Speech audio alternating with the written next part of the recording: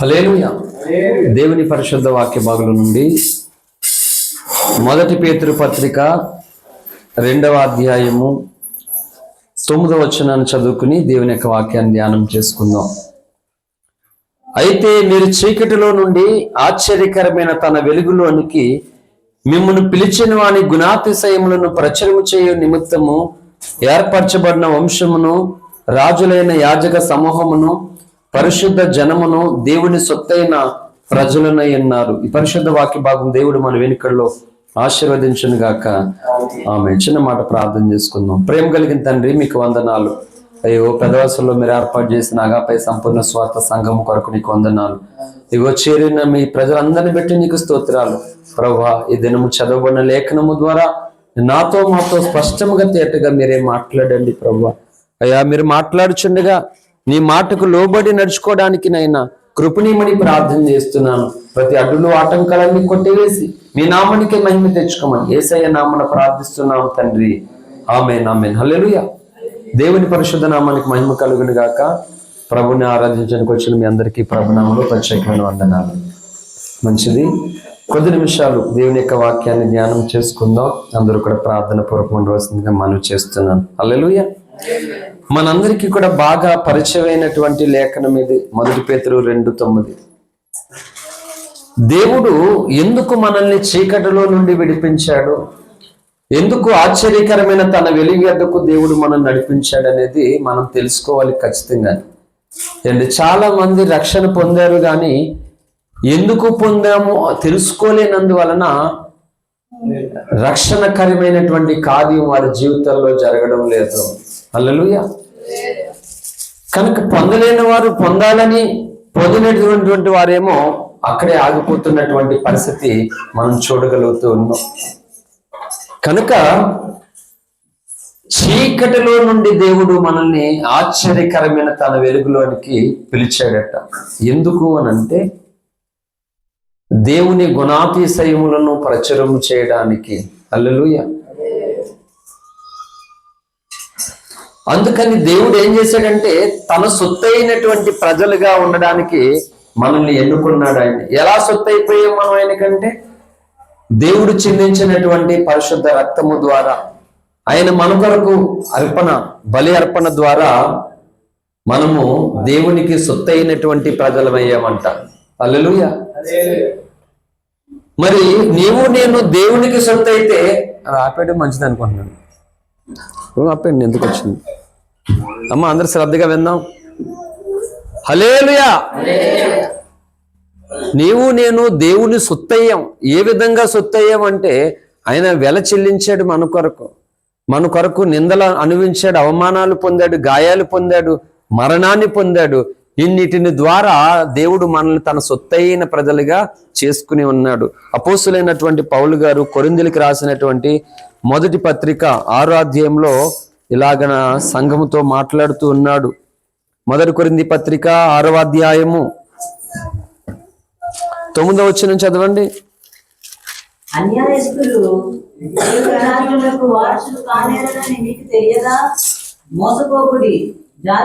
19వ వచనం, 19. మీ దేహము దేవుని వలన మీకు అనుగ్రహింపబడి మీలో ఉన్న పరిశుద్ధాత్మకు ఆలయమైనదని మీరెరుగరా? మీరు సొత్తు కారు, విలువ పెట్టి కొనబడిన వారు గనుక మీ దేహముతో. ఆమేన్, హల్లెలూయా. మనం ఎవరమంట? మన సొత్తు కాదంట మనం. హల్లెలూయా. విలువ పెట్టి కొనబడిన వారము మనం దేవుని సొత్తు అంట. కనుక మనం సంవత్సరంలో చివరి ఆదివారపు ఆరాధనలోకి వచ్చాం. 52 ఆదివారాలు ఉంటాయి ఒక సంవత్సరానికి. ఏండి, జనవరి మొదటి ఆదివారం మొదలుకొని డిసెంబర్ చివరి ఆదివారం వరకు మనం వచ్చేసాము. అయితే మన దేహాలతో దేవుని మనము మహిమపరుస్తున్నామా లేదా? హల్లెలూయా. అందుకనే ప్రార్థనా స్థలానికి, దేవుని మందిరానికి ఒక లక్ష్యముతో మనం రావాలని దేవుడు కోరుకుంటూ ఉన్నాడు. ఏండి, కయీను హేబేలు మనందరికీ బాగా పరిచయం. ఎందుకంటే భూమి మీద మొదటి మనుషుడైనటువంటి ఆదాము యొక్క సంతానం వాళ్ళకి అప్పుడు ఇంకా వేరే సంతానం లేదు భూమి మీద. ఈ భూమండలం మీద ఆదాము ఉన్నాడు, తర్వాత వాళ్ళ కొడుకులు ఇద్దరు కయ్యను హేబేలు ఉన్నారు. వీళ్ళిద్దరూ దేవుని మందిరానికి వెళ్ళారట కదా. వెళ్తే ఏమైంది, ఒక అర్పణనే దేవుడు యాక్సెప్ట్ చేశాడు, రెండవని అర్పణ పెద్దవాడిది యాక్సెప్ట్ చేయలేదు. అంటే వాడు నరహంతకుడు ఎందుకు అయిపోయాడు? దేవుడు ఇద్దరిది తీసుకుంటే ఏ గోళ ఉండకపోను కదా, ఒకటి తీసుకుని ఒకరే వచ్చారు. ఇప్పుడు మీరిద్దరు ఏరబాబు తర్వాత దానియేల్ గారు ఇద్దరు నా దగ్గరకు వచ్చి ప్రార్థన చేయని పాస్టర్ గారు అన్నారు. సరే అని చెప్పేసి నేను ఒకరికే ప్రార్థన చేశాను. ఇద్దరు వచ్చిన తర్వాత ఏంటి, ఇద్దరు మా ఇంటికి వచ్చారు. ఒకరికి టీ ఇచ్చి ఒకరికి ఏమి ఇవ్వలేదు, ఒకరితోనే మాట్లాడుతాను, ఇంకొకరితోనే మాట్లాడలేదు. ఎలా ఉంటుంది? ఇంకొకరికి ఒళ్ళు మండిపోతుంది. హల్లెలూయా. మనతే ఇద్దరికే మానేయాలి. అందుకని అదేంటి, అది కరెక్ట్ కాదు కదా. పోనీ నాకు అలవాటు లేదండి, వద్దండి అంటే పర్వాలేదు, అది వేరే విషయం, అవునా కదా. అలాగే మనమే చేయము కదా. మరి హేబేలు కయ్యను ఇద్దరు కూడా దేవుని దగ్గరికి, యెహోవా దేవుని దగ్గరికి వెళ్తే ఒకరిదే తీసుకున్నాడు దేవుడు. అలా తీసుకోకపోవడం వల్ల ఎంత అనర్థం వచ్చింది అంటే, వీడు దుర్మార్గుడైపోయి తమ్ముడిని కూడా చంపేవలసి వచ్చింది. అంటే చెప్తున్నాను, ఈరోజు బైబిల్ని ఎవరికి నచ్చినట్లుగా వారు మాట్లాడేస్తున్నారు, ఎవరికి నచ్చినట్లుగా వాళ్ళు బోధించేస్తున్నారు, ఎవరికి నచ్చినట్లుగా వాళ్ళు తీసుకుంటున్నారు మాట. కాదు కాదు కాదు. దేవుడు ఒక లేఖనాన్ని ఏ ఉద్దేశము కొరకు వ్రాయించాడో ఆ ఉద్దేశం మనకు అర్థమైనప్పుడు దేవుని కృప దొరుకుతుంది మనకి. హల్లెలూయా. ఆ ఉద్దేశాన్ని మనం భంగపరచకూడదు ఎప్పుడు కూడా. వీళ్ళిద్దరూ వెళ్ళారు, కానీ హేబేలు వెళ్ళినట్లుగా భయభక్తులతో లక్ష్యముతో హేబేలు వెళ్ళినట్లుగా కయ్యను వెళ్ళలేదు. తన అహంతో, తన గర్వముతో, తన సొంత ఆలోచనతో వెళ్ళాడు దేవుని దగ్గరకు కయ్యను. అందరూ అనుకుంటున్నారు అర్పణ అర్పణ అంటున్నారు. అర్పణ కాదు, కయ్యన్నే కోరుకోలేదు దేవుడు. హల్లెలూయా. అర్పణ కాదు, ఆ వ్యక్తినే కోరుకోలేదు. ఎందుకంటే ఆ వ్యక్తి యొక్క హృదయ ఆలోచనను ఎరిగిన దేవుడు ఆ వ్యక్తి రాకూడని విధంగా వస్తున్నాడు. దైవజనులు ప్రవక్త నాయకుడు పాడినటువంటి ఒక పాట ఉంటుంది, ఏ పాట కానది, అందులో నీచెంతకు రాకూడని వాడును మట్టిలో దొరికే పురుగునయ్యా. ఏ పాట అది? ఓఫీర్ గారు రాసిన పాటలో. హల్లెలూయా. ఆ లిరిక్స్, కనికరమయ హృదయుడా కావవే నా ప్రియ నజరేయుడా, హృదయ వేదన అది ఆవేదన బాపుమా నాపై కరుణను కురిపించుమా, కనికరమయ హృదయుడా.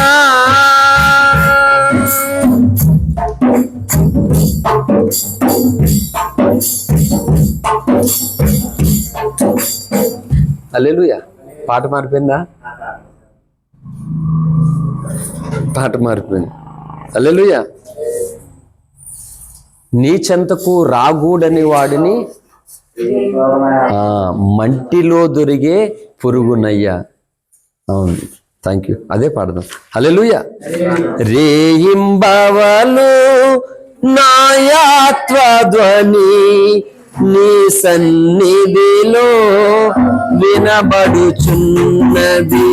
రేయింబవలు నాయాత్వ ధ్వని నీ సన్నిధిలో వినబడుచున్నది.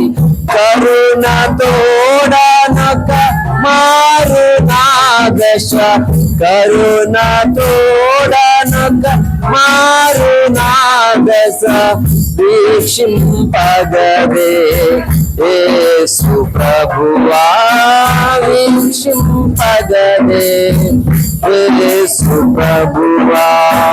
రేయింబవలు నాయాత్వ ధ్వని నీ సన్నిధిలో వినబడుచున్నది. బాల్యము నుండి నే దోషిని ప్రభువా, నరుల కన్నని చూడనేనయ్యా. బాల్యము నుండి నే దోషిని ప్రభువా, నరుల కన్నని చూడనేనయ్యా. నీ చెంతకురా గూడని వాడను, నీ చెంతకురా గూడని వాడను, మంటిలో ధరలడి పురుగునయ్యా, మంటిలో ధరలడి పురుగునయ్యా, రేయింబవలు నాయాధ్వని నీ సన్నిధిలో వినబడుతున్నది. హల్లెలూయా. రేయింబగళ్ళునంట, రేయింబగళ్ళు. మనం ఎప్పుడు ప్రార్థన చేసుకుంటామో లేదో తెలియదు మనకి. రేయింబగళ్ళు దేవుని సన్నిధిలో అంతా గోజాడుతూ ఉన్నా, బ్రతిమాలుతూ ఉన్నా ఏమంటున్నాడు ప్రవక్త? నీ చెంతకు రాకూడని వాడును, మట్టిలో దొరికే పురుగునయ్యా అంటున్నాడు. మరి మనం ఏమనుకోవాలి? ఆ భక్తులు అలా అనుకుంటే మనం ఏమనుకోవాలి? కనుక దేవుడి దగ్గరికి హేబేలు కయ్యను వెళ్ళినప్పుడు హేబేలులాగా వెళ్ళలేదు. అహంతో గర్వముతో నాకేంటి, అమ్మ నాన్న ఏదో చెప్పారులే అని రెక్లెస్గా వెళ్ళాడు కయ్యను. అందుకు దేవుడు అంగీకరించలేదు. మన సొంత ఆలోచనతో చూస్తే దేవుడు తీసుకుంటే బాగుండు, అనవసరం కయ్యను నరహంతకుడు అయ్యేవాడు కాదు, హేబేలు చచ్చిపోయేవాడు కాదు. ఇది మన సొంత ఆలోచన. మన సొంత ఆలోచనకి బైబిల్ ఎప్పుడు చూని కాదు అసలు. నేను చెప్తున్నాను, మానవ జ్ఞానంతో మానవ బలముతో నువ్వు భక్తి ఎప్పటికీ చేయలేవు, నువ్వు ఎప్పటికీ చేయలేవు. హల్లెలూయా. మన ఇష్టం కాదు దేవుడి దగ్గరికి వెళ్ళడం, ఎలా పడితే అలాగా కాదు. భయంతో వెళ్ళాలి, భక్తితో వెళ్ళాలి, ఒక లక్ష్యముతో వెళ్ళాలి, ఒక ఆశయంతో వెళ్ళాలి మాట. ఏంటి సంవత్సరంలో చివరి ఆరాధన ఈరోజు ఆదివారం ఆరాధన ఏరి చూసారా? లక్ష్యం లేదు జనులకి. ఉంటే పనులు ఉండవని అన్నను చెప్తున్నాను మాట. సంవత్సరంలో చివరి ఆదివారపు ఆరాధన ఎంత ఆరాటం ఉండాలో తెలుసా మనకి? ఎందుకంటే సంవత్సరం అంతా అయిపోయింది, భయంకరమైనటువంటి స్థితులు పరిస్థితులు. కనీసం క్రొత్త సంవత్సరంలోనికి వెళ్ళబోవడానికి ముందున్న చివరి ఆదివారంలోనైనా దేవుని స్వరం విని, దేవుని బతిమాలుకుని, దేవుని కరుణ, ఆయన దయ, ఆయన కృప మన మీదకు ఉండి అలాగున ప్రభు రక్తంలో పాలు పంపులు పొంది క్రొత్త సంవత్సరం ఆరాధనలో ప్రవేశిస్తే ఎంత బాగుంటుందండి. లక్ష్యం లేదు క్రైస్తవులకి. నేను చెప్తున్నాను, గుర్తుపెట్టుకోండి. ఓకే, ఎవరికైనా ఏంటి ఇబ్బంది కలిగితే, నొప్పి కలిగితే నాది బాధ్యత కాదు, అది దేవునిదే అదంతాని చెప్తున్నాను. ఏంటి ఇలా సంవత్సరాలు గతించిపోతున్నాయి, ఒక లక్ష్యం లేదు, ఒక ఆశయం లేకుండా ఈ పాత సంవత్సరం అయిపోయింది, కొత్త సంవత్సరాలు అలాగే వెళ్ళిపోతే ఏం ఉపయోగం చెప్పండి? ఇంక దేవుడు ఏం చేయాలి చెప్పండి? ఏం చేస్తాడు ఆయన? దేవుణ్ణి ఏమీ చేయలేని నిస్సాయుడిగా మనమే చేసేస్తున్నప్పుడు ఆయన ఏం చేయడానికి పూనుకుంటాడు? ఒక ఆశతో వాళ్ళ లక్ష్యం తెల్లండి. ప్రవక్త ఇలా అంటాడు, నీ సన్నిధికి రావడానికి అర్హత లేదు ప్రభువా, నాకు మట్టిలో దొరికే పురుగుతో సమానం, నేను బాల్యం నుండి కూడా నేను దోషిని అంటున్నాడు మాట. మనం అందుకే చెప్తున్నాను, దేవుడు లక్ష్యం ఉంచుతాడంట మన ప్రార్థన మీద. మన ప్రార్థన మీద దేవుడు లక్ష్యం ఉంచుతాడంటే లక్ష్యము దేవుడుంచే ప్రార్థన మనం చేయాలని అర్థం. హల్లెలూయా. మనకి ఇలాంటి తీవ్రత లేనప్పుడు దేవుడు ఏం చేయగలడని నిస్సాయిగా మనం వచ్చి వెళ్ళిపోయేవారుగా ఉంటే ఆయన కూడా మన దగ్గరకు వచ్చి వెళ్ళిపోతాడు అంతే. యాకోబు యేసు ఇద్దరు, దేవుడు ఇద్దరు, ఎబ్రేకరు ఇద్దరు కలిసిపోయారు. అక్కడ పెనుగులాట జరుగుతుంది. అక్కడ ఇద్దరును దేవుడు మాట్లాడుతున్నాడు, ఈయన దేవుడితో మాట్లాడుతున్నాడు. మొత్తం ఒక ప్రభావం జరిగింది అక్కడ, ఒక దైవక కార్యం జరిగింది. అలా ఉండాలి తప్ప కానీ నువ్వు అలా వచ్చి కనబడితే వెళ్ళిపోయినట్లు అంటే దేవుడు అలా వచ్చి వెళ్ళిపోతుంటాడు అన్నమాట. ఏం ఉపయోగం ఉండదు. ఇలాగ మనం 100 సంవత్సరాలు భక్తి చేసిన ప్రయోజనం ఏమి ఉండదు. హల్లెలూయా. కనుక క్రొత్త సంవత్సరంలోనికి వెళ్ళడానికి చివరి ఆదివారం అంటే ఎంత భయంతో, ఎంత తీవ్రతతో, ఎంత ఆరాటంతో మనం దేవుడి దగ్గరికి రావాలి. అది లేనప్పుడు ఆయన ఏం చేస్తాడండి? నిస్సహాయుడిగా ఉండిపోతాడు అన్నమాట. అందుకే అన్నాడు దేవుడు ఏమని? యెషయా గ్రంథంతో 59వ అధ్యాయంలో, రక్షింపనేరుకున్నట్లు యెహోవా హస్తము కురుచు కాలేదు, విననేరుకున్నట్లు ఆయన చెవులు మందము కాలేదంట. రక్షిస్తాడు ఆయన హస్తాలు, కానీ ఎందుకు చేయట్లేదు? నీకు నాకు లక్ష్యం లేకపోతే చేయలేడు ఆయన, నిస్సాయుడైపోతాడు. మీరు ఎప్పుడైనా విన్నారో లేదో ఈ మాట? అంటే మన సైడ్లోనే మాట్లాడతారు ఎక్కువ, బయట వాళ్ళకి తెలీదు చాలా వరకు ఇలాంటి మాటలు. కొన్ని దేవతా శక్తులను ఈ చాతబడి చేసేవాళ్ళు బంధించేశారు అంటారు. మన సైడ్ బాగా వాడతారు ఈ మాటలు. విన్నారా? ఈ కత్తుమో చేసేవాడు అది కూడా దేవతను కట్టేశాడు అని అంటారు కదా. వినలేదమ్మా ఎప్పుడైనా? పెదవసలు వినలేదు ఎప్పుడైనా? హల్లెలూయా కదా. నేను చిన్నప్పటి నుంచి బోల్డ్ డౌట్లు ఉండేవి. దేవతని కట్టేసాడు, ఎలా కడతాడాడు, ఎలా కడతాడని నేను చెప్పి అనుకున్నాం అనమాట. అంటే దాని అర్థం చెప్తున్నాను నేను. వాళ్ళని కామెంట్ చేసి వాళ్ళని నేను దూషించట్లేదు, కానీ దాని అర్థం ఏంటి చెప్తానంటే, నిస్సహాయుల్ని చేయడని అర్థం. వాళ్ళు తమ శక్తిని వినియోగపరచలేకపోవడం అని అర్థం అన్నమాట. అలాగే మనం ఏం చేస్తాం తెలుసా? దేవుణ్ణి మన జీవితంలో నిస్సాయం చేస్తున్నాం మనం. అందుకే ప్రవక్త మధ్యకాలంలో రాసిన ఒక పాట, దిగిరమ్మయ్య ప్రభు దిగిరమ్మయ్య, భూలోక న్యాయాధిపతి దిగిరమ్మయ్య అన్నాడు. రమ్మనాలా ఆయన్ని ఆహ్వానించాలి మాట. మనం నిస్సాయం చేస్తున్నాం. చెప్పండి, నీ జీవితంలో డేరిగాని నువ్వు వెళ్తున్న ప్రతి స్థలములో ప్రతి చోటికి కూడా ఆయన్ను తీసుకెళ్ళగలవా? నువ్వు క్రైస్తవ సమాజమా? దేవుడు నీతో వస్తే ఇబ్బంది ఏమైనా ఉంటుందని నీకు హ్యాపీనా? తీసుకెళ్ళగలరా? ఏంటి ఒక మాట చెప్తున్నాను, తాగే వాళ్ళు ఉంటారు, తీసుకెళ్ళగలరా దేవుడిని? వెళ్ళి దొంగచాటుగా తాగేవాళ్ళు, సినిమాలు చూసేవాళ్ళు ఉంటారు. క్రైస్తవులు బోల్ మంది ఏ సినిమా వస్తే సినిమాకి వెళ్ళే బ్యాచ్ బోల్ మంది ఉన్నారు. భార్య భర్తతో వెళ్ళిపోతారండి సినిమాకి. హల్లెలూయా. మరి దేవుడిని తీసుకెళ్ళగలరా? యేసయ్య నా పక్కన నువ్వు కూడా కూర్చో, చూపించగలరా? అలా చేయగలరా? రమ్మంటారా? మరి అలా చెప్పండి. అంటే ఎలా వస్తాడండి దేవుడు మనతోటి? అంటే నీకు నచ్చిన చోటకి రావాలి దేవుడు నీతోటి, అంతే. అవునా? నచ్చిన చోట రావాలా? కృపణితోటి ఎక్కడికైనా వెళ్తే చాలు, ఫస్ట్ అందరికీ ఫుల్ మేత ఎడతాడు. హల్లెలూయా. మేత తక్కువ లేకుండా ఎడతాడు అందరికీ కృపణితోటి వెళ్తే. మహేష్ సురేష్ లేరు, సురేష్ కూడా లేరు, మహేష్ లేడా, సంతోష్. కృపణితో వెళ్ళండి, మీకు టైంకి గంట కొట్టేసరికి కట్టగా పెట్టేస్తాడు మేత. ఇంట్లో గ్యాస్ లేకపోయినా ఏవి లేకపోయినా కృపణితో వెళ్ళండి బయటికి. హల్లెలూయా. సో అలాగా మనం యేసయ్యతోటి ప్రతి చోటకి యేసయ్య నువ్వు రావాలి నాతోటి అని అనగలగాలన్నమాట. కొన్ని చోట్లకి యేసయ్యని తీసుకెళ్ళి కొన్ని చోట్లకి యేసయ్యని ఆపేస్తే వస్తాడా యేసయ్య? అలాగా ఇదిగో చూడండి, నేను అవసరమైనప్పుడు రావాలంటే వీళ్ళకి, మిగిలిన సమయంలో వీళ్ళకి నచ్చినట్లుగా నచ్చిన తీసుకొని వెళ్ళిపోతారంట. నేనేమో ఇప్పుడు మనుషులకే బాధ ఉండదా? నేను ప్రేస్కి మామూలుగా కొంతమందిని తీసుకెళ్ళేవాడిని కదా, బోల్డ్ ఇబ్బందులు ఎదుర్కొనేవాడిని. నేను చాలా ఇబ్బందులు ఎదుర్కొనేవాడిని. ఏం చేయను, నా చేతిలో ఇలాగా ఇబ్బంది అయ్యేది అన్నమాట. కొంచెం దూరం కూడా వెళ్తాం కదా, వర్ష వెళ్ళాము, చెన్నై వెళ్ళాము, వర్ష వెళ్ళినప్పుడు సాగర్ని తీసుకెళ్ళాను కూడా. చెప్తున్నాను, ఇలాగా అవకాశాన్ని బట్టి ఒక్కొక్కరిని తీసుకెళ్తూ ఉంటాం. అందరినీ తీసుకెళ్ళడానికి అవకాశం ఉండదు. యేసయ్యను మనము నచ్చిన స్థలాలకి మనకి అవసరమైన స్థలానికి మాత్రం ఆయన రమ్మని, మిగిలిన స్థలాలకి ఆయన వద్దని అంటే అప్పుడు యేసయ్య మిగిలిన చోటికి రావడానికి ఇష్టపడతాడా? ఎక్కువండి. మన భక్తి జీవితంలో దావీదులాగా నేను ఎక్కడుంటే అక్కడ నువ్వు ఉన్నావయ్యా ఆ అనుభవం మనకు రావాలి. పాతాళ మందు ఉన్నా సరే అక్కడ నువ్వు నన్ను చూస్తున్నా, నిన్ను పోలి ఎవరూ లేరు ఈ లోకంలో అనేటువంటి ఒక అద్భుతమైన పాట ఆరాధన చేసేది. హల్లెలూయా. ఆకాశంకి ఎక్కిపోయినా అక్కడ నీవు ఉన్నావే, పాతాళంకి దిగిపోయినా అక్కడ నీవు ఉన్నావు. ఉండాలి యేసయ్య నీతో, ప్రతి చోట నీతో ఉన్నాడు మాట. నువ్వు కృంగిపోతుంటే అక్కడ యేసయ్య నీకు ఉండాలి. చాలా ఆనందం కలిగింది, అక్కడ కూడా యేసయ్య నీతో ఉండాలి. ప్రతి స్థితిలోనూ ప్రతి స్థలములోనూ నీతో యేసు ఉండాలి. అందుకనే ఎవరో ఒక భక్తుడు పాడాడు పాట, యేసు లేనిదే నేను నడవలేను, ఒక అడుగైనా వేయలేను. గుంటూరు రాజా అనుకుంటాను ఎక్కువ పాటలు, ఇలాంటి పాటలు పాడింది. ఓ మంచి నేస్తమా అనేటువంటి పాట కూడా. హల్లెలూయా. యేసు లేనిదే నడవలేను, ఒక అడుగైనా వేయలేను.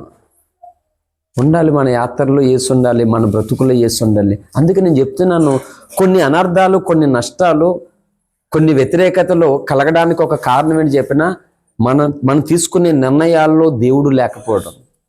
నిజమే, మనం తీసుకునేటువంటి నిర్ణయాల్లో మన ఆలోచనలో దేవుడు లేకపోవడం వల్ల అవి భయంకరమైన అనర్థాలకు దారి తీసేస్తాయి. ఈ సంగతి మనకు అర్థం కాదు. అందుకని లేఖనం చెప్తుంది, మనము ఎవరు అంట, దేవుని సొత్తైన ప్రజలమంట. ఆయన విలువ పెట్టి కొన్నాడట. ఈ కొరింథీ 6:19 ప్రకారంగా. మరి దేవుని సొత్తైన ప్రజలు అయినప్పుడు మనం ఎవరికి పని చేయాలి? సరే, ఎక్కడి నుంచో మంచి కోడి పెట్టని తెచ్చా, నాటుకోడి మంచి గుడ్లు ఎడుతుంది, అది దానికి మేత. మా ఎనోషు కోడి పుంజులకి కోడిగుడ్లు ఎట్టేవాడు మేత. కోడిగుడ్లు, దానికి జీడిపిక్కలు, బాదం పప్పును, దానికి తీరా ఒక కోడి అమ్మలేదు, ఎవడొకడు ఎత్తుకెళ్ళిపోయాడు కోడి. పుంజులన్నీ అలాగే ఎత్తుకెళ్ళిపోయారు. ఇప్పుడు గుడ్లు ఎట్టి పెట్టి తెచ్చుకున్నామండి, మంచి మంచి గుడ్లు ఎడుతుంది. దానికి మేత కూడా అలాగే ఎడుతున్నాం మనం. మేత ఎట్టేది మనం, గుడ్డు ఎట్టేది పక్కింట్లో. ఆ సంగతి మనకి తెలుసు. ఇది గుడ్డు మన ఇంటికడ ఎడతలేదు, మనం లేనప్పుడు వాళ్ళు ఇంటికడ ఎడుతుంది రోజును. వాళ్ళు ఏమైనా అన్నారు, ఏమన్నా మేము ఇంట్లోకి వచ్చి తీసుకున్నామా, మా ఇంట్లోది అని అంటున్నారు వాళ్ళు. రోజు అదే పరిస్థితి. మేత ఎట్టేది నువ్వే, కానీ గుడ్డు ఎట్టేది పక్కింటి వాళ్ళకి. హ్యాపీయా నీకు? దాన్ని అమ్మేనాన్న అమ్మేస్తావు, లేదంటే కోసేస్తావు. అంతేకాని దానికి ఇంకా మేత ఎట్టి పెంచుతావా? నువ్వు పెంచుకునేదాన్ని ఇంకొకరికి ఇస్తావు, ఇంకొకరికి దాని మేత ఇంకొకరికి వెళ్ళిపోతే నీ అరటిలో, నీ పెరట్లో అరటి చెట్టు కాస్తుంది, గెలేమో పక్కింటి వాళ్ళు కోసుకుంటున్నారు.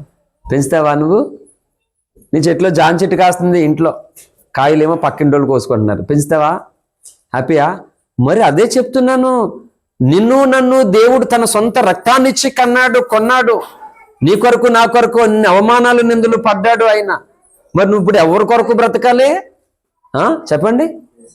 అంటే మన ఇంట్లో చెట్టు మనకే ఇవ్వాలి కాయ, మన ఇంట్లో కోడి మనకే పెట్టాలి గుడ్డు, ఊరుకోమంతే. కానీ మనం మాత్రము దేవుని సొత్తైన ప్రజలము, మనమేమో ఇంకొకరి కొరకు బ్రతికితే న్యాయమా? అందుకనే దేవుడు అన్నాడు, నా నిమిత్తము తండ్రినైనను తల్లినైనను అక్క చెల్లినైనను అన్నదమ్ములైనను అన్నాడు. చూడండి లూకాసు వార్తలోనికి రండి, గుర్తున్న వాళ్ళు రెఫరెన్స్ ఇచ్చారండి.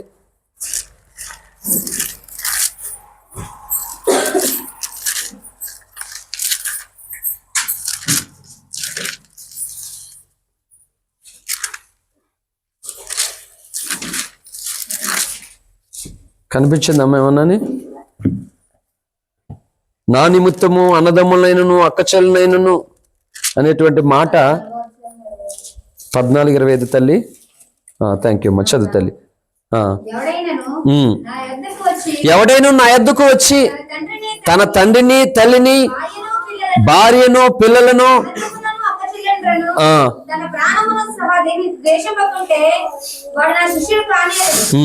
మరియు ఎవడైనా తన సిలువ మోసుకొని నన్ను వెంబడింపలేడరా వాడు నా శిష్యుడు కానేరడు. చాలండి, చూడండి దేవుడే ఇస్తున్నటువంటి స్టేట్మెంట్ ఇది. భయం వేయాలి. ఒక గ్రూప్ ఆఫ్ ఫ్యామిలీని ఇంట్రడ్యూస్ చేస్తున్నాడు దేవుడు, మొత్తం ఒక కుటుంబాన్ని ఇంట్రడ్యూస్ చేస్తున్నాడు అనమాట. కుటుంబంలో అంటే ఎంతమంది ఉండాలి అంతమందిని చూపెడుతూ, వీళ్ళందరికంటే ఎక్కువగా నువ్వు నన్ను ప్రేమించాలి, లేకపోతే నువ్వు నాకు ప్రేమికుడు కాదు, నీ ప్రాణము కంటే ఎక్కువగానంట. హల్లెలూయా. నీ ప్రాణంను కూడా నువ్వు ద్వేషించుకోవాలంట, లేకపోతే దేవుని శిష్యుడివే కాదంట మనం. ఇది లేఖనం చెప్పింది. ఇప్పుడు మన ఇంట్లో పెంచుకున్నవి ఇంకొకరికి ఇస్తే అవి మనం తీసుకోకుండా మనకు చాలా ఇబ్బంది. ఎందుకు? మన పిల్లలు మన మాట ఎందుకంటే పక్కింటి వాళ్ళ మాటలు వింటున్నారు. హ్యాపీగా ఉంటారు అమ్మ నాన్నలను. ఏదో సామెత ఉంటుంది, కన్నతల్లికి కోకెట్టినాడు పిన్నతల్లికి ఎట్టాడు అని చెప్పి సామెత ఉంటుంది. అలాగా తల్లిదండ్రుల మాట వెనకండి వాళ్ళ మాట వీళ్ళ మాట వింటే హ్యాపీగా ఉంటుందా? తల్లిదండ్రులు బాధ ఉండదా? మరి యేసయ్య తన రక్తంలో కన్నాడండి మనల్ని అందరినీ. ఎవరు చేయలేరు ఇలాంటి త్యాగము. ఆయన చేశాడు, ఆయన విమోచించుకున్నాడు, ఆయన సొత్తుగా మనల్ని ఏర్పాటు చేసుకుంటే ఇప్పుడు మనం ఎవరు సొత్తుగా బతుకుతున్నాయి భూమిని చెప్పండి. ప్రతి క్రైస్తవురాలు న్యాయ విమర్శ చేసుకోవాలి. ఎవరు సొత్తుగా మనం బ్రతుకుతున్నాం, దేని కొరకు మనం బ్రతుకుతున్నాం, ఎవరికి లోబడి బ్రతుకుతున్నాం, ఎవరికి బాధ కలిగించేలా బ్రతుకుతున్నాం, మనం ఆలోచన చేసుకోవాలి. అందుకంటున్నాను, కయ్యను హేబేలు వెళ్ళారు, వారికి నచ్చినట్లుగా వెళ్ళారు. కానీ దేవుడు హేబేలు వచ్చినటువంటి విధానాన్ని చూశాడు, అతని అర్పణ కోరుకున్నాడు. దేవుడు ఎప్పుడు కూడా నీ చేతిలో ఉన్నటువంటి దానిని చూడడం, ఇచ్చే నీ చెయ్యిని చూస్తాడు ఆయన. హల్లెలూయా. అందుకని ఇందులో బంగారం ఉందా, వెండి ఉందా, రాగుందా, ఇత్తడుందా, ఏముంది, ఇది చూడడం. నీ హృదయాన్ని చూస్తాడు, ఇచ్చే మనసును చూస్తాడు ఆయన. అలాగా హేబేలు కయ్యను చూసినప్పుడు ఆ మనసును చూసి యాక్సెప్ట్ చేసాడు హేబేల్ని. కయ్యను అహంతో గర్వ హృదయంతో వచ్చాడు అనమాట. అందుకే గర్వ హృదయాలందరూ యెహోవాకు హేలు. హల్లెలూయా. అందుకే దేవుని సన్నిధికి వచ్చేటప్పుడు ఇక్కడనే కాదు, ఎక్కడికి, ఏ కూటానికి వెళ్ళు, ఏ ప్రార్థనకి వెళ్ళు, ఒక లక్ష్యంతో వెళ్ళాలి. నువ్వు లక్ష్యంతో వెళ్ళేవాడిని దేవుడు లక్ష్య పెడతాడు ఎప్పుడు కూడా. నీకు ఎటువంటి లక్ష్యం లేదనుకో ఏమీ ఉండదు ఎప్పుడు కూడా. దేవుని సన్నిధిలో, జీవము కలిగిన దేవుని సన్నిధిలో దేవుడు ఉన్నాడనియో, తను వెదుకు వారికి ప్రతిఫలం దయచేవాడనియో నమ్మవలను కదా అన్నాడు ఎబ్రీ పత్రికలో పౌలు భక్తుడు. నమ్మాలి, ఈ స్థలంలో దేవుడు ఉన్నాడని. గోడలు కాదు మనం చూడవలసినవి, ఇక్కడ దేవుడు ఆత్మ సంచారం జరుగుతుందని నమ్మాలి. మనం వెతుకుతున్నటువంటి దానికి ప్రతిఫలం ఇస్తాడని మనం నమ్మాలి. ఈ లక్ష్యంతో మనం ప్రార్థనా గదిలోకి వెళ్ళాలి, దేవుని మందిరంలోనికి రావాలి మాట. హల్లెలూయా. కాబట్టి మన మూలవాక్య ప్రకారంగా మనం ఎవరు అంట? దేవుని సొత్తైన ప్రజలు. 1 పేతురు 2:9 ప్రకారంగా. మరి దేవుని సొత్తైనటువంటి ప్రజలు అంటే ఇప్పుడు మనం దేని కొరకు బ్రతుకుతున్నాం? ఈ కొరింథీ 6:19 ప్రకారంగా మళ్ళా దేవుడు ఒక స్పష్టత ఇచ్చాడు, ఒక క్లారిఫికేషన్ ఇచ్చాడు. హల్లెలూయా. మీరు విలువపెట్టి కొనబడినారంట. ఎలా కొన్నాడు మనల్ని? తన రక్తాన్ని చిందించి తన ప్రాణాన్ని పెట్టి కొన్నాడు. మరి ఇప్పుడు మన ఆయన వారం కదా, ఆయన రక్తం చేత విమోచించబడినప్పుడు మనం ఇప్పుడు ఎవరి కారణం అయ్యాలి? దేవుని కారణం అయ్యాలి. మత్తయి సువార్త 11:30 ప్రకారంగా. ఏంటి మీ కాడి బరువు అన్నాడు, భారం మోసుకుని పోతున్న సమస్య జనాన్ని అద్దెకు రండి, మీ భారాన్ని తేలిక చేస్తానని చెప్పి మీరు నా కాడి ఎత్తుకోండి, అది తేలిగ్గాను సులువుగాను ఉన్నది అన్నాడు. హల్లెలూయా. ఏది రక్షణ పొందాము కానీ లక్ష్యము లేదు. గుర్తుపెట్టుకోవాలి మాట. హల్లెలూయా. క్రైస్తవులు ఏమవుతున్నారు ఈరోజు? రక్షణ పొందారు, లక్ష్యము లేదు. మరి ఎలా అంటే లక్ష్యము లేని రక్షణ నిన్ను కడవరకు కొనసాగదు. ఫిలిప్పీ పత్రిక 2:12 ప్రకారంగా, హెబ్రీ పత్రిక 2:3 ప్రకారంగా. అందుకే పౌలు ఫిలిప్పీ 2:12లో నేను మీతో లేని కాలం మందు భయముతోను వణుకుతోను మీ సొంత రక్షణను కొనసాగించుకొని అన్నాడు. కొనసాగించుకోకపోతే ఏమవుతుందంటే హెబ్రీ 2:3 నెరవేరుతుంది. మనము కొన్ని లేఖనాలు నెరవేర్చాలని దేవుడు కోరుకున్నాడు కానీ ఇలాంటి లేఖనాలు కాదు నెరవేర్చేది. హెబ్రీ 2:3 ఇంత గొప్ప రక్షణను నిర్లక్ష్యం చేసిన మనం ఇలాగూ తప్పించుకుందాము. తప్పించుకోవడానికి అవకాశం లేదు రక్షణ అనే దాన్ని నిర్లక్ష్యం చేస్తేనే. హల్లెలూయా. కాబట్టి అందుకే మనం ఒక గ్రహింపు ఉండాలి. ఏంటి ఆ గ్రహింపు అంటే, నీవు ఎవరు సొత్తు కాదు. ఇక్కడ భార్యలైనా భర్త సొత్తు కాదు. నిన్ను సృష్టించిన వాడు నీకు భర్త ఉన్నాడని చెప్పింది లేఖనం, యెషయా 54:5. హల్లెలూయా.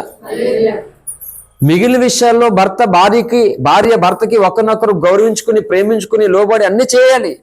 కానీ దేవుడి దగ్గరికి వచ్చేసరికి దేవుని మాట అయినప్పుడు దేవుని మాటకు లోబడాలి. అప్పుడు భర్త మాట అయినా ఎదిరించాలి భార్య. భర్త అయినా సరే అక్కడ దేవుని మాటకు లోబడాలి, భార్య మాత్రమే ఎదిరించాలి. కొన్ని చోట్ల ఈ లేవు, కూరలో ఉప్పు ఎక్కువైనందుకు గొడవలు అయిపోతుంది. హల్లెలూయా. ఇంటికి వచ్చేసరికి అనుకున్న కూర లేనందుకు గొడవ అవుతున్నాయి. ఎందుకయ్యి? దానికి దేశయ్య కోసం పెట్టుకోలేండి అసలైన గొడవ. హల్లెలూయా. యేసయ్య కోసం వేసుకోవాలి అసలు గొడవల మాట.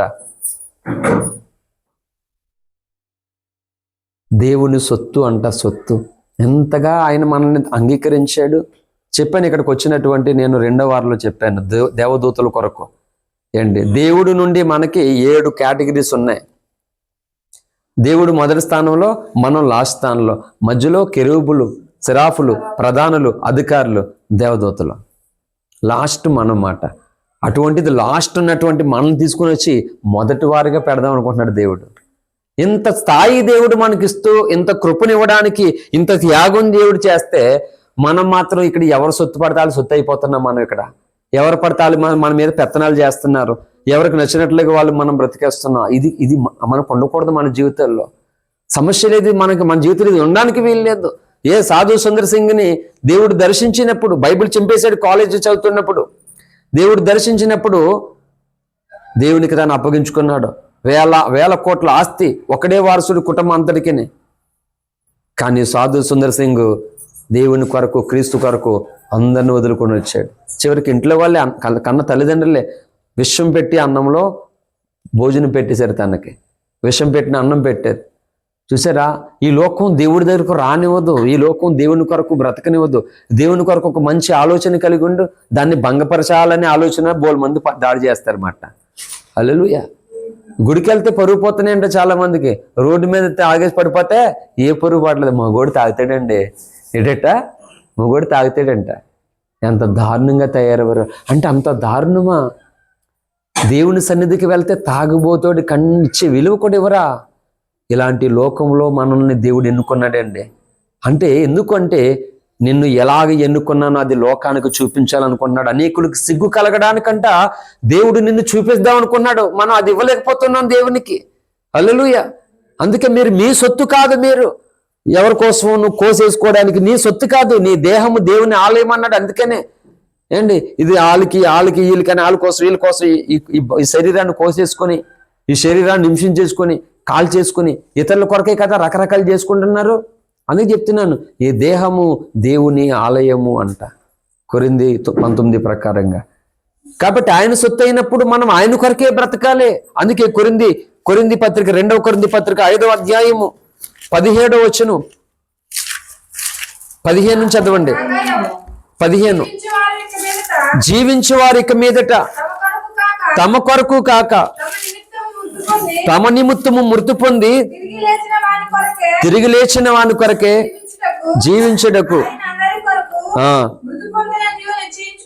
ఆమేన్ ఆమేన్. ఇప్పుడు చెప్పండి, దేని కొరకు జీవించాలంట? ఒక ఆమె అంట ఏండి ఏమ్మా బాప్తిజం అంటే పిల్లకి పెళ్ళి అయిపోయిన తర్వాత బాప్తిజం పొందుతుందట. హల్లెలూయా. ఇల్లు అయిపోయిన తర్వాత పిల్లడికి పెళ్లి చేస్తా ఉంటారు కదా, అలాగా పిల్లకి పెళ్ళి అయిపోయిన తర్వాత బాప్తిజం పొందుతారట. ఇలాగ ఒక్కొక్కరు ఒక్కొక్క నియమంతో ఉన్నారు. మరి ఇలాగ గుడుకుమంటే హల్లెలూయా. అందుకని దేవుని విషయంలో మనం ఎప్పుడు కూడా చెప్పినా మనం దేవుని సొత్తు, నేను దేవుని సొత్తు, ఈ ఆలోచనలోనికి వచ్చినప్పుడు తీసుకునే నిర్ణయం ఒకలా ఉంటుంది. లేకపోతే ఉద్రేకంతో మనం తీసుకునేటువంటి నిర్ణయాలు దేవునికి దూరం చేస్తాయి మాట. అందుకే దేవుడు చెప్పాడు యెషయా గ్రంథం 55వ అధ్యాయము 8వ వచనం, నా తలంపులు మీ తలంపుల వంటివి కావు, మీ త్రోవలు నా త్రోవల వంటివి కావు. ఆకాశములు భూమికి పైన ఎంత ఎత్తుగా ఉన్నవో మీ మార్గముల కంటే నా మార్గములు, మీ తలంపుల కంటే నా తలంపులు. ఆమేన్. చూడండి ఒక మాట ఏం చెప్తున్నాడు, ఆకాశములు భూమికి ఎంత ఎత్తుగా ఉన్నావో అలా మీ మార్గముల కంటే నా మార్గాలు, మీ తలంపుల కంటే నా తలంపులు అంత ఎత్తు. అంటే చూడండి ఎంత తేడా వచ్చేసిందో మనకి దేవునికి. ఇప్పుడు చెప్పండి, మనం దేవుని సొత్తు అని చెప్పుకోగలుగుతాం? అలాగా తేడా వచ్చేసింది బాగానే. మరి తేడా రాకుండా ఫుల్ఫిల్ అవ్వాలంటే ఏం కావాలంటే ఈ లేఖనం నెరవేరాలి. ఏ లేఖనం అంటే 1 సమూయేలు గ్రంథము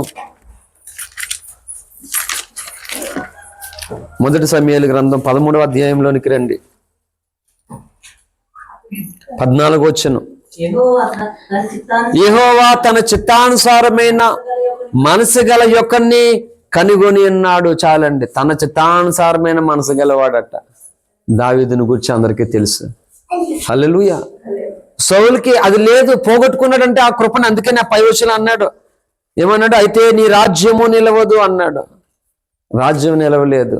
ఎందుకంటే ఇప్పుడు ఆ మాట యెషయా 55:8 సౌలు కూడా వర్తిస్తుంది. దేవుని తలంపులు ఒకలాగుంటే ఈ తలంపులు సౌలు వేరుగా ఉంచుకున్నాడు. అందుకే చెప్పండి, చూడండి, దేవుడు మన పట్ల ఒక తలంపు కలిగి ఉన్నాడు మాట. ఈ జీవితం ఈ భూమి మీద ఆ దేవుని తలంపులోనే ఉండాలి. సుఖమైన అందులోనే, కష్టమైన అందులోనే, నష్టమైన అందులోనే. ఆ తలంపులు గుండా మనం వెళ్ళినప్పుడు తప్పకుండా ఇగో దావీదుని హెచ్చించినటువంటి దేవుడే మనల్ని హెచ్చిస్తాడు. మనం తీసుకునే నిర్ణయాలే దేవుని ఆలోచనకు వేరుగా మనం తీసుకుంటుంటే ఇప్పుడు మనం దేవునికి దూరం అవుతాం, దగ్గర అవుతామా? చెప్పండి. దూరం అవుతాం. ఆ దూరం ఎక్కడి వరకు పెట్టచ్చు? మనల్ని శాశ్వతంగా దేవునికే దూరం చేసేచ్చు. హల్లెలూయా. అందుకే దేవుడు మనల్ని అంగీకరించాలి, మనల్ని యాక్సెప్ట్ చేయాలి. దేవుడిని మనం బ్రతిమాలుకోవాలి మాట. ఇది బ్రతిమాలుకోవడం లేదు. కాబట్టి ఈ సంవత్సరంలో చివరి ఆదివారం అండి, 2 చేతులు జోడించి చెప్తున్నాను అందరికీ, కొంచెం రిస్క్ చేసి కొంచెం భారము కలిగి దేవుని సన్నిధిని మనం వెతకాలి, పెనుగులాడాలి.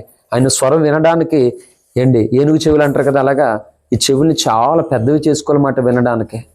దేవుడు మాట్లాడుతుంటుండగా వినడానికి ఆశపడాలి.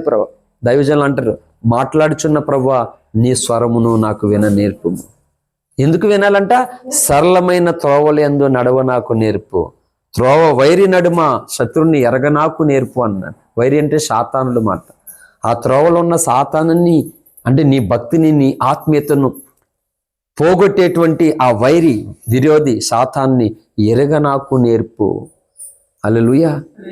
నిజంగా ఓఫిరి గారు రాసినటువంటి ఒక్కొక్క పాట అసలు వజ్రాలు దేంతో పోషణను కూడా, ఆ వజ్రాలు ఏ పనిగా మసిబొగ్గుల మాట అవన్నీ కూడా చెప్పాలంటే అంత అమూల్యమైనటువంటి పాటలండి. హల్లెలూయా. మొన్న కూడా చెప్పాను, క్రిస్మస్ నాడు మీ అందరికీ చెప్పాను ఒక పాట కోసం. ఏ పాట కోసం చెప్పాను? ఒకసారి ఆగబాబు, నువ్వు గుర్తున్న వాళ్ళు చేయిపోయకెత్తండి. క్రిస్మస్ రోజు ఈ పాట పాడడం కొరకు కాదు నేర్చుకునేది, పాటించడం కొరకు నేర్చుకున్నాను. ఒక పాట చెప్పాను నేను, సంఖ్య చెప్పకండి మీరు. ఏం చెప్పాను, ఏ పాట? ఆమె ఇంతమంది ఉన్నారు కదా, వాక్యం. క్రిస్మస్ రోజు చక్కగా మొత్తం ఫోటోలు దిగేసాం, కోడిని కూడా అనవసరంగా కొన్ని కోళ్ళు చంపేశారు. ఈ లక్ష్వారం చెప్పాను, మధ్యలో శుక్రవారం శనివారం 2 రోజులు గ్యాప్ వచ్చింది అంతే. పాట కూడా చెప్పాను. లేదా నీ కనాను వారసుడను 15వ పాట. హల్లెలూయా. నీ కనాను వారసుడు నేను అరణ్య యాత్రికుని. ఇంటికి వెళ్ళిన తర్వాత ఇది అందరూ కూడా చదవండి. పాడడానికి కాదు, నేర్చుకోవడానికి కాదు, పాటించడానికి అని చెప్పాను. అనుదినం ఆ యాత్రలో ఎప్పటికప్పుడే మన్నాను కూర్చుకున్నాడు, దేవుని స్వరాన్ని విన్నాడు, నూతన బలాన్ని పొందాడు, సాగుతూ ఉన్నాడు ముందుకి. ఈ ప్రక్రియ మనకు ఉండాలి, అనుదిన ప్రక్రియ. నేను చెప్తున్నాను, నీ త్రోవలలో దేవుని స్వరమును వినకపోతే, దేవుని ఆలోచనను పసికట్టకపోతే మనం సాగలేము. శత్రువుకి నిండా దొరికేస్తాం, మనం మొత్తానికి నిండా దొరికేస్తాం, మనం ముందుకు వెళ్ళలేం. చూడండి, యెహోవా దూత ఆ మార్గంలో కత్తి పట్టుకొని కనబడుతుండగా గాడిద చూడండి ముందుకు వెళ్ళట్లేదు, వెనక్కి వెళ్ళట్లేదు.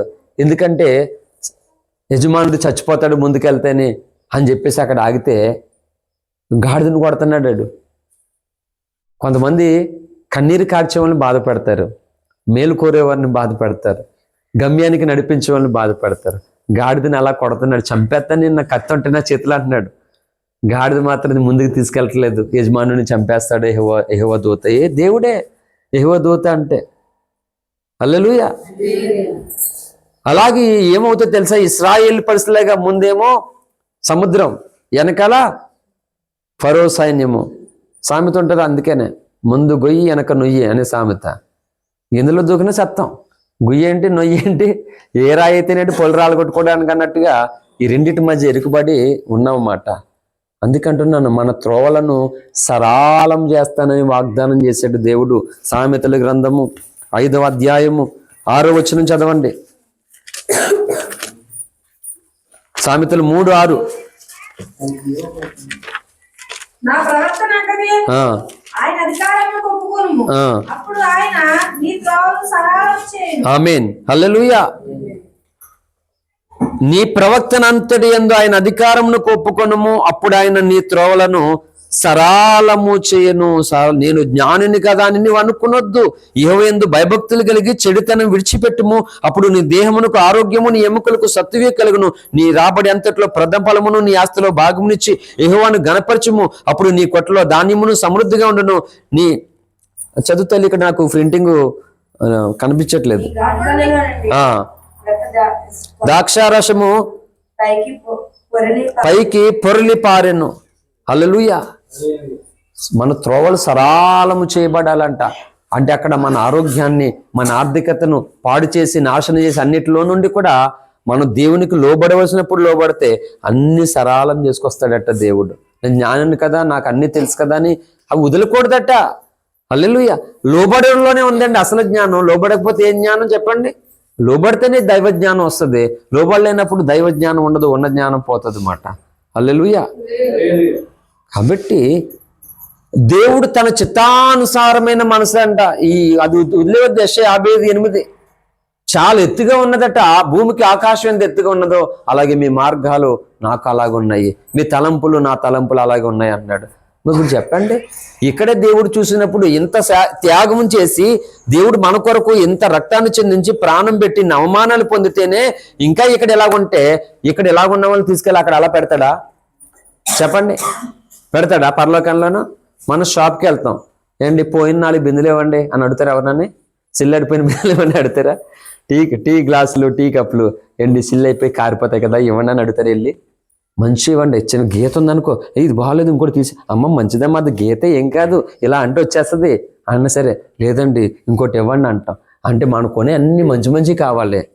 మరి దేవుడు మాత్రం నన్ను ఎలా ఉంటే అలా తీసుకెళ్ళి అక్కడ తీసుకుంటాడా? నీకు న్యాయం నాకు న్యాయమనా చెప్పండి? దేవుడు దూతల ఎదుట అవమానాలు పొందడానికి రాలే. ఈ లోకంలో అవమానాలు పొందుతాడైనా దూతల ఎదుట నువ్వు ఎంత గొప్పదానో గొప్పవాడో చూపించి ఘనత పొందుతాడైనా. హల్లెలూయా. యెహోవాకు యుగయుగాలు మహిమ కలుగును కాకంటే ఎలా కలిగేస్తుంది మహిమ యుగయుగాలను? ఎప్పుడు ఇంకో యుగయుగంలో ఎలా మహిమ కలిగేస్తుంది? అందుకే ఆయన కాచిన రక్తమునందలి శక్తిని, ఆయన చేసిన త్యాగాన్ని నువ్వు గుర్తించి దాని ప్రకారంగా నువ్వు బ్రతుకున్నాడు. అది యుగాలలో ఉన్నటువంటి సకల జనులకు ఆ మహిమ కనబడుతుందంట. దేవుణ్ణి ఎంతగా గణపరిచావు అని చెప్పేసి. హల్లెలూయా. కాబట్టి వేరుగా ఉండకూడదు. నీ తలంపులు వేరు, నా తలంపులు వేరు, అలా ఉండకూడదు. ఎవరికి నచ్చినట్లుగా ఒక ఫ్యామిలీ చూసుకుందాం. సపోజ్ భార్య భర్త 2 పిల్లలు అనుకో, వీళ్ళు నలుగురు కూడా ఎవరికి నచ్చినట్లుగా ఉంటే ఆ ఇంట్లో ఏమైనా సమాధానం ఉంటుందా? నెమ్మది ఉంటుందా? హ్యాపీగా ఉంటుందా?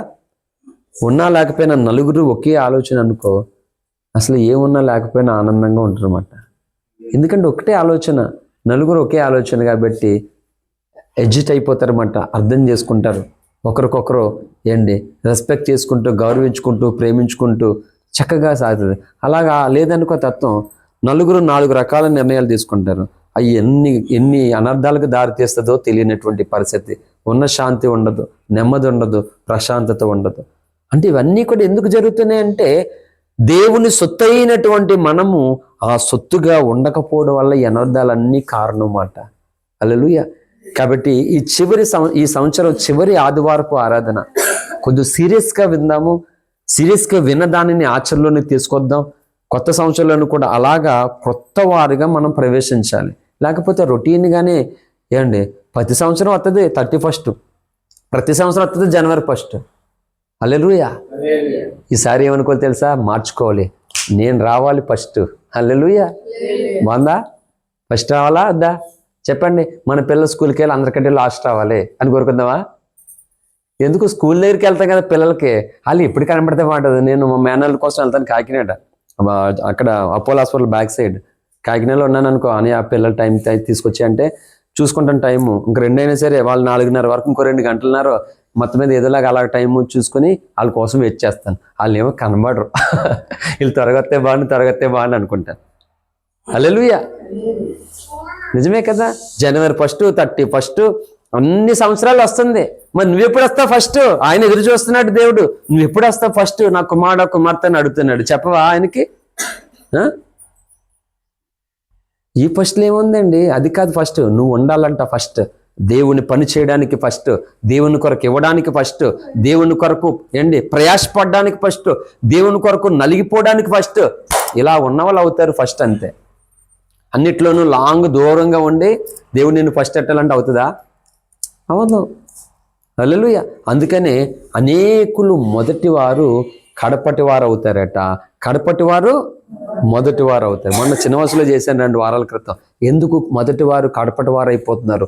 మొదటివాడైన ఆదాము ఏమైపోయాడట? బైబిల్ చెప్పింది కడపటివాడైపోయాడు. అందుకనే క్రీస్తు ఈ భూమి మీదకి వచ్చి మనల్ని మొదటివారిగా చేయడానికి వచ్చాడు. హల్లెలూయా. కాబట్టి మనకు ఉండాలండి ఆ ధ్యాస, ఆశ, ఆరాటం మనకు ఉండాలి. దేవుని సొత్తే మనం. కానీ ఆ సొత్తైనటువంటి వ్యక్తులుగా మన యజమానుడికి మనం ఉండడం లేదు, వేరేగా మనం బ్రతుకుతున్నాం. కాబట్టి మన మూలవాక్యం ఏం చెప్పిందంటే, చీకటిలో నుండి పేతురు 2:9 మొదటి పేతురు, అయితే మీరు ఆశ్చర్యకరమైన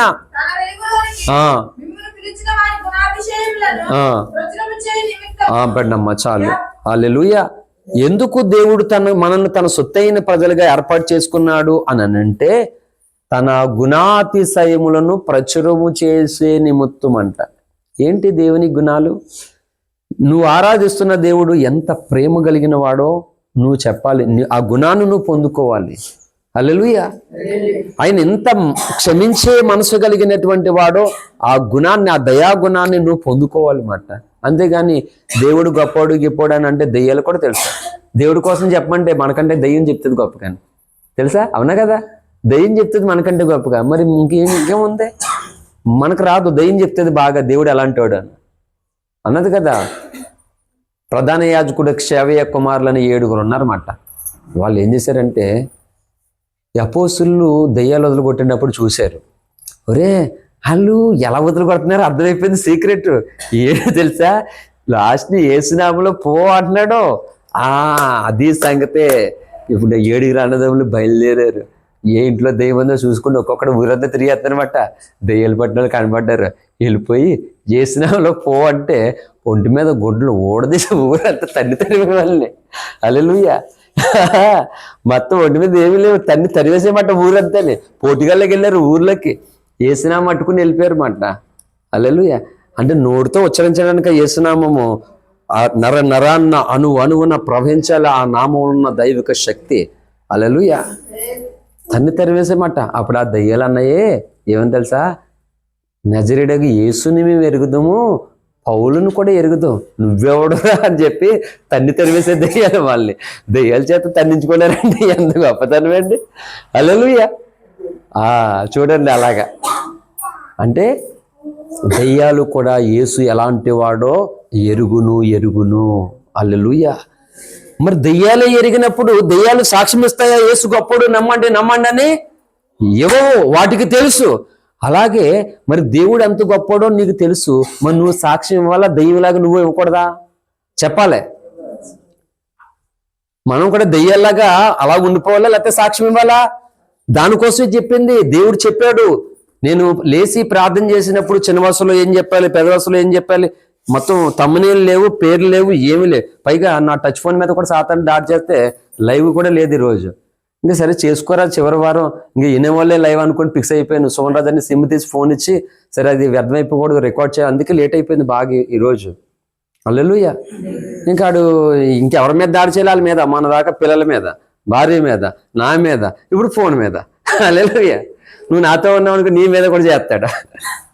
అందరి మీద అలాగే చేస్తాడు వాడు. ఎవరు ముందుకు వస్తే వాళ్ళ మీద చేస్తున్నాడని వెనకడిగా వేయడానికి వీలు లేదు మాట. హల్లెలూయా. సో నిజమే కదా, మనము దేవుడు ఎలాంటి వాడు ఎరిగి సాక్ష్యం ఇవ్వకుండా అంటే దేవుడు అదే చెప్పాడు. నూతన సంవత్సరానికి వెళ్ళడం ఇంపార్టెంట్ కాదు, కానీ వెళ్ళే ముందు నువ్వు ఏం చేయాలని దేవుడు చెప్పాడు అంటే, ఖచ్చితంగా నీవు నమ్మినటువంటి దేవుడు ఎలాంటి గుణ లక్షణాలు కలిగిన వాడో దానిని నీవు ఇతరులకు ప్రకటించే వ్యక్తిగా ఉండాలని దేవుడు చెప్పాడు. హల్లెలూయా. ఎన్నిసార్లు నేను అనుకుంటున్నాను, ప్రభు దీని మీద బోల్ సార్లు వాక్యం చెప్పాను అనుకుంటున్నాను నేను. ఇప్పుడు అర్థమైంది మాట, ఆయన ఎందుకు చెప్పమన్నాడు అన్న. మనం ఇవ్వట్లేదు, దేవుని కూర్చున్న సాక్ష్యం ఇవ్వడం లేదు. ఆయన ఎలాంటి వాడు నువ్వు చెప్పాలి. కొంతమందికి స్వార్థ అంటే అసలు ఇష్టం ఉండదండి. స్వార్థ అంటే ఇష్టం ఉండదు. నేను చెప్తున్నాను, స్వార్థ ఇష్టపడలేనటువంటి క్రైస్తవుని దేవుడు ఎప్పుడు మెచ్చుకోడంతే. హల్లెలూయా. ఆ స్వార్థ భారతదేశానికి రావడం వల్లే మనం రక్షణ పొందాం. ఈరోజు ఆ స్వార్థ తీసుకురావడానికి వచ్చినటువంటి వారు ఈరోజు హతసాక్షులు అయిపోయారు. సెంట్ మౌంట్ అండ్ థామస్ గారు చెన్నై మొన్న వెళ్ళినప్పుడు మేము వెళ్ళాం. అక్కడికి ప్రార్థన చేసుకున్నప్పుడు ఆ బల్లెం, కొబ్బరికాయలు ఒలిసారి బల్లెము, దాంతో ఎలా పొడిచేశారు మొత్తానికి ఆయన్ని. అక్కడ చచ్చిపోలేదు ఆయన. బల్లెం పొడిచిన చోటు నుండి ఇంకొక చోటికి ఆ రక్తాన్ని కాచుకుంటూ వెళ్ళి ఇంకో చోట చచ్చిపోయాడు. ఆ 2 ప్లేసులు చూసాం మనం వెళ్ళినప్పుడు. హల్లెలూయా. అంటే ఈ స్వార్థ కొరకే చంపబడ్డారు. ఆ స్వార్థను నువ్వు నిర్లక్ష్యం చేస్తే ఎలాగా? అందుకని చెప్తున్నాను, మనం కోటలు పెట్టుకుంటాం కదా. కోటలు పెట్టుకున్నప్పుడు నువ్వు పెట్టుకునే కూడుకు ద్వారా కొంతమంది మారతారు, తెలుసా సంగతి? అంటే వాళ్ళు మారడానికి కూడిక ఏర్పడుతుంది. అలాగా మనం లేని స్థితుల్లోని పెట్టుకునే కూడుకులు ఎందుకు అని అంటే, దేవుడికి కృతజ్ఞతగా మనం పెట్టుకుంటూనే, ప్లస్ అదే విధంగానైనా కొందరికి ఈ స్వార్థను కొంతమందికి అలా ఇష్టపడరు, అలా పెట్టుకోవడానికి కూడా ఇష్టపడరు. ఈ ఉద్దేశంతో పెట్టుకోవాలండి. పెట్టుకునే వాళ్ళు కూడానే కనీసం ఇప్పుడు ఎవరైనా సరే ఏ ఊర్లో వాళ్ళు, ఇప్పుడు మన ఊర్లో సపోజ్ సరే నేను ప్రస్తుతం ఇక్కడికి వస్తాను కాబట్టి ఈ ఊరు అని అనుకుందాం. మన ఊర్లో కూడా మన మాట ఏంటంటే ఎవరన్నా ఇక్కడ పాస్టర్ని లెక్చర్ ఎవరన్నా మన ఊర్లో వాళ్ళు, పక్క రోజులు మళ్ళీ వేరే పాస్టర్ గారు అని వేరేగా ఉంటుంది. మన సంఘం వాళ్ళు మన పాస్టర్లు అంటే అది పట్టించుకోరు, పెద్ద లెక్కే ఉండదు అసలు. ఎలా పడితే అలా ఉంటాం మనం. అది ఎక్కడి నుంచో పాస్టర్ గారు వచ్చారనుకో చాలా జాగ్రత్తగా మాట్లాడతాం. అదే మన పాస్టర్ గారు అనుకో, హలో ఇక్కడ ఏమన్నా చెప్పా, చూసావా మన పాస్టర్ గారికి బయట పాస్టర్ గారికి ఎంత తేడా అయ్యాను. ఎందుకు ఆ లోకువా? చాలా తప్పు, అది చాలా తప్పు, చాలా నష్టపోతారు. అలాగా ఎక్కడైనా ఎవరైనా సరే. అలాగే స్వార్థ వినేవాళ్ళు కూడా ఈ ఊర్లో ఉన్నాం, మనమే ఈ ఊర్లో ఉన్న వాళ్ళు. ఇప్పుడు నువ్వు లేచి మార్చుకున్న ఎర్రబాబు ఇక్కడ సాక్ష్యం చెప్పారనుకో, సపోజ్ నార్మల్గానే వాళ్ళు నార్మల్గా వింటారు. అదే పక్క రోడ్ ఎవడో వచ్చి సాక్ష్యం చెప్పాడనుకో, పక్క రోడ్ అంటే విచిత్రంగా వింటారు. అవునా కదా? అందుకే ఈ కోటాలు పెట్టుకున్నప్పుడు మన ఇంటి పక్కన ఉన్న నరుగులకి నువ్వు చెప్తే ఇష్టం ఉండదు, వినడానికి ఇష్టపడరు. కానీ నువ్వు చెప్తే ఇష్టపడలేని వారికి నువ్వు చెప్పించే వ్యక్తి అవ్వాలి. హల్లెలూయా. అదే కూడుకు పెట్టుకుంటాం, వాక్యం చెప్పించుకుంటాం. అంటే ఈ విధంగా కూడా దేవుని గుణ లక్షణాలు నీ జీవితం ద్వారా ప్రచురించబడాలని దేవుని కోరిక. అందుకు దేవుడు తన సొత్తైన ప్రజలుగా ఇక్కడ మనల్ని ఎన్నుకున్నాడు అన్నమాట. మరి దేవుడు ఎన్నుకున్నటువంటి ఉద్దేశం నీలో నాలో జరగలేదనుకో, సపోజ్ జరగలేదనుకో ఎన్నుకున్న ఉద్దేశం, ఏమవుతాం అప్పుడు మనం? ఏమవుతాం? అమ్మ మాట్లాడరు ఏంటమ్మా మీరు? ఈరోజు ఏమన్నా మౌన వ్రతం ఏమన్నానే? నేనే ఆదివారం అనుకున్న భ్రమలో వచ్చేసాను ఏంటి? చెప్పండి, ఈరోజు ఏమన్నా శుక్రవారమా? మౌనంగా ఉంటారు ఏమన్నా చెప్పండి. అన్నా ప్రార్థన చేస్తుందంట, మాట్లాడకుండా ప్రార్థన చేస్తుంది. అలా హల్లెలూయా. మీరేంటి అసలు మైక్ లేదు, ఒక పేగున్నవాడిని ఇక్కడ నుంచండి అమ్మా. హల్లెలూయా. పెట్టడానికి ఏమో సంచి నిండా తోసేస్తారు మొత్తానికి. ఇప్పుడు ఒక వస్తువు కొనుక్కున్నాం, మనం షాప్ దగ్గరికి వెళ్ళాం, కొనుక్కున్నాం, ఇంటికి వచ్చిన తర్వాత చూసుకున్నాం, పని చేయట్లేదు. ఏం చేస్తాం? నేను ఇంటికి వెళ్ళిన తర్వాత ఇప్పుడు ఆ డబ్బా ఎక్కడుంది ఎత్తుక్కోవాలి, నథింగ్ ఫోన్ బాక్స్ ఎక్కడుంది ఎత్తుక్కోవాలి, అందులో సీట్ ఉంటుంది, అది చూసుకుని దాన్ని ఏంటనేది చేయించాలి. ఎందుకంటే పని అంతా దాంతో ఉంది. 40,000 అప్పు చేసుకున్నాను, అది అర్జెంటుగా లైవ్కి ఇబ్బంది అయిపోతుందని చెప్పేసి అందుకే సిమ్ వేయకుండా వాడుతున్నాను ఆ ఫోన్ని. దాని మీద కూడా కొత్త ఫోను, దాన్ని మళ్ళీ వాడేవాడం అసలు ఓన్లీ మీటింగ్స్లోనే వాడతాం, మళ్ళీ దాన్ని అసలు బయటికి తీసే ప్రసక్తి ఉండదు. అంత జాగ్రత్తగా దాన్ని కాపాడుతూ వచ్చాను. వాక్యం మంచి స్టార్ట్ అయ్యి జరుగుతుండగా స్టక్ అయిపోయింది. హల్లెలూయా. ఒక వస్తువు కొనుక్కున్నాం, అది పని చేయలేదు. ఏంటి మేము పని చేయలేదండి అని చెప్పి పట్టుకెళ్తాం లేదా? మరి దేవుడు నిన్ను నన్ను ఎందుకు ఏర్పాటు చేసుకున్నాడు? అంతమంది దేవదూతలు ఉండగానే ఆయన సొత్తుగా ఆయన రక్తాన్ని చెందించి ప్రాణం పెట్టి అవమానాలు నిందలు అన్ని పడిపోయి మరి ఎందుకు మనల్ని ఎన్నుకున్నాడు ఆయన? నీ కొరకు నువ్వు బ్రతకడానికా? నీకు నచ్చినట్లుగా నువ్వు ఉండడానికా? కాదు కాదు కాదు కాదు. నేను చెప్తున్నాను, ఒకవేళ క్రైస్తవులు పరలోకానికి వచ్చినా కానీ ఎటువంటి ఘనత ఉండదు, ఎటువంటి బహుమానం ఉండదు. వాళ్ళని అక్కడ పరలోకంలో ఎవడో పట్టించుకోడు అసలు. అండ్ ఫుట్పాత్ మీద, రోడ్డు మీద ఉంటారు కొంతమంది. వాళ్ళ దగ్గరికి వెళ్ళి, బాగున్నారండి, ఆరోగ్యం బాగుందా, ఒంట్లో ఎలా ఉంది, ఏమైనా తిన్నారా అని అడుగుతారు ఎవరన్నానే? ఎవరు పట్టించుకోరు. ఎవరో ఎక్కడో పాపాలు చూసి దుప్పట్లని అయ్యని లేకపోతే ఏదైనా ఫుడ్ అని ఏదోటి చేయడానికి పూనుకుంటారు అనమాట. మన పాస్టర్ గారి బర్త్డే అయితే ఒక 40 ప్యాకెట్లు బిర్యానీ ఇంటికాడ తయారు చేసి అవి పంచడానికి ఇంచుమించు 4 గంటలంతా టైం పట్టింది మాకు. ఎందుకంటే పంచేయడం ఈజీయే, కడుపు నిన్నోడికి పంచితే మంచిది కదని. ఏండి వీళ్ళకి ఎవరు భోజనం కూడా పెట్టరు, వీళ్ళని ఎవరు పట్టించుకోరు అని ఎవరైతే కనబడతారో అలాంటి వాళ్ళకి ఇవ్వాలి ప్యాకెట్లని మొత్తం జగన్నాథపురం, పెద్ద హాస్పిటల్, భానుగుడి జంక్షన్, ఆ కల్పనా సెంటర్, సినిమా రోడ్డు ఇవన్నీ తిరిగా మాత్రం మేము అందరూ బండి మంచి ఎండ, మార్చి 17వ తారీఖు ఆశ్రమ్ గారి బర్త్డే రోజు మంచి ఎండ, మొత్తం చెమటలు వచ్చేస్తానేమండి మొత్తానికి. అదే పట్టుకెళ్ళి అక్కడ పెద్ద హాస్పిటల్ కింద కూర్చొని దెబ్బగా అయిపోతా క్షణంలోని. కానీ అందులో కడుపు కాలేవాలి కదా అందులో. హల్లెలూయా. మంచి బిర్యానీ తిందాం ఇప్పుడే వెళ్దాం అనుకుంటాడు, ఎత్తుకే ఆడు దొరుకుతుందా ప్యాకెట్, అవునా?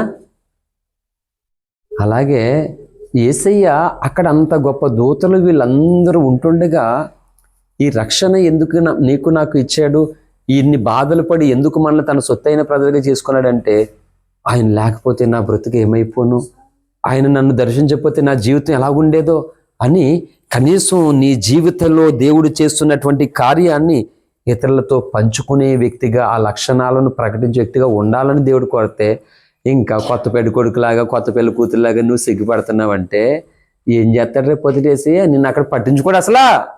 అందుకే సిగ్గుపడుతున్న వారులారా సిగ్గును వదిలేసేయండి, భయపడుతున్న వారులారా భయం వదిలేయండి. అందుకనే ఏ విధంగానైనా క్రీస్తు నీ ద్వారా మహిమపరచబడ్డానికి, నీ ద్వారా కొంతమందికి ఆయన స్వార్థ వినబడ్డానికి నువ్వు వేదికైపోవాలి. దేవునికి నువ్వు వేదికైపోవాలి.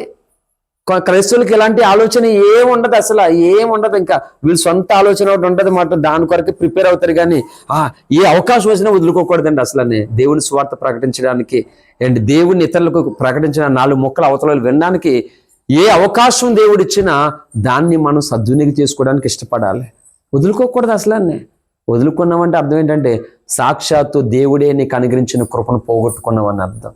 సౌలుని తీసుకొచ్చి రాజుని చేశాడు దేవుడు, వదిలేసుకున్నాడు ఈజీగానే. కానీ దావీదు వదులుకున్నాడా? నిండు వృద్ధాప్యముతో మరణించాడట దావీదు. దైవ చిత్తమును ఎరిగి తన తరలో దేవుని సంకల్పమైన సేవ చేసి అపోస్తల కార్యం గ్రంథం 13:36 ప్రకారంగా నిండు వృద్ధాప్యంతో మరణించాడు దావీదు. అందరికీ వస్తుంది మరణం, కానీ ఎలాంటి మరణం అంటే దేవుని పని చేసే మరణం కావాలి, కానీ దేవుని పని పాడు చేసే మరణము, దేవునికి విరోధమైన మరణం ఉపయోగమా? అపోస్తులు అందరూ చచ్చిపోయారా లేదా?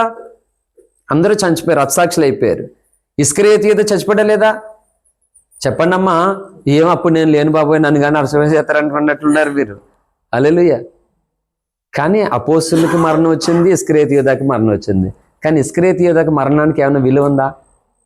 అతడు ఉరి పెట్టుకుని చచ్చిపోయాడట వెళ్ళి. క్రీస్తుని అమ్మేశాడు. ఇప్పుడు అర్థమైంది, అమ్మేశానని చెప్పేసి బాధపడి పశ్చాత్తాపడి వెళ్ళి ఊరి పెట్టుకుని చచ్చిపోయాడు. అపోస్తుని అలా కాదు, ఒక్కొక్కరిని ఒక రకంగా సిలువ వేసి చంపి మొత్తం చర్మం తోలంతా ఒలిచేసారు. అసలు తోలు తీసి చెప్పులు కుట్టేసుకుంటాను అంటారు కదా, ఆ సామెత అలా వచ్చింది తెలుసా ఏంటి?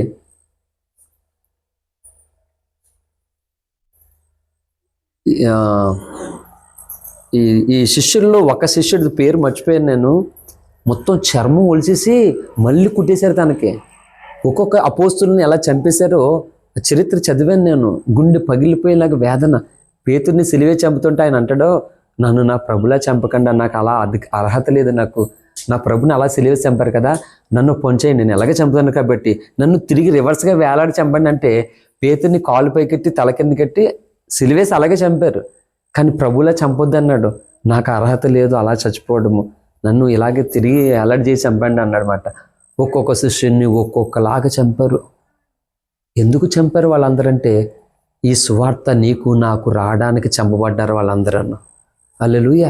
ఈరోజు నిన్ను ప్రకటించే అధికారం, అవకాశం, కృప దేవుడు ఇస్తుంటే ఎవరికల్లా ముడుచుకుంటున్నారండి, ఎవరికల్లా ముడుచుకుంటున్నారు ఇలాగా. అందుకే చెప్తున్నాను, దేవుడు మనల్ని తన విలువైనటువంటి రక్తం కార్చి తన సొత్తైన ప్రజలుగా చేసుకున్నాడు. ఆ సొత్తును పోగొట్టుకున్నావు అనుకో, ఎందుకు సొత్తుగా చేసుకున్నాడు? ఈ పేతురు 2 ప్రకారంగా తన గుణ లక్షణాలు ప్రచురం చేయు నిమిత్తం. అక్కడ చెప్పేసాడు కాంటెస్ట్, దాని నిమిత్తం అంట. దాని నిమిత్తమే రాజులైన యాజక సమూహము, పరిశుద్ధ జనమును దేవుని సొత్తైన ప్రజలుగా దాని నిమిత్తమే చేసుకున్నాడు. వేరే ఆప్షన్ కాదు ఫస్ట్.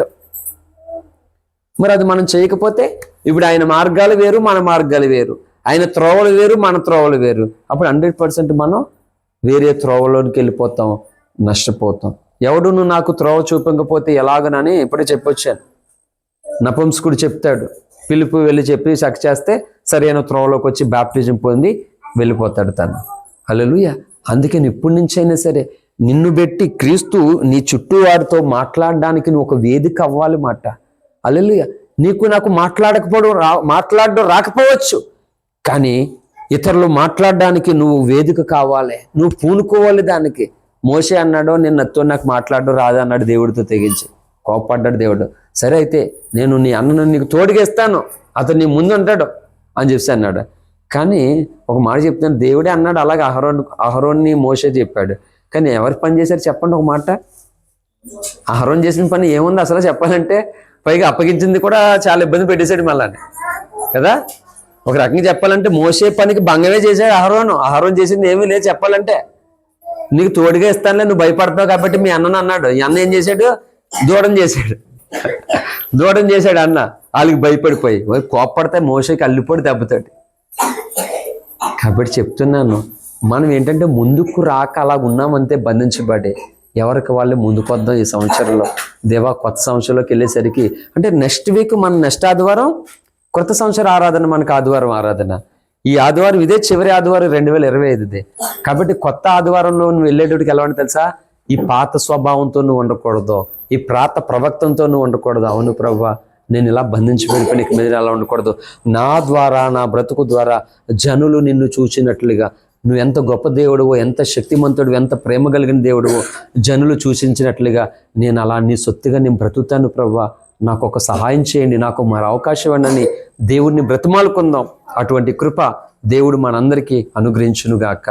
ఆమేన్. Thank you. అందరికీ వందనాలు. మోకరించండి, ప్రార్థన చేస్తూ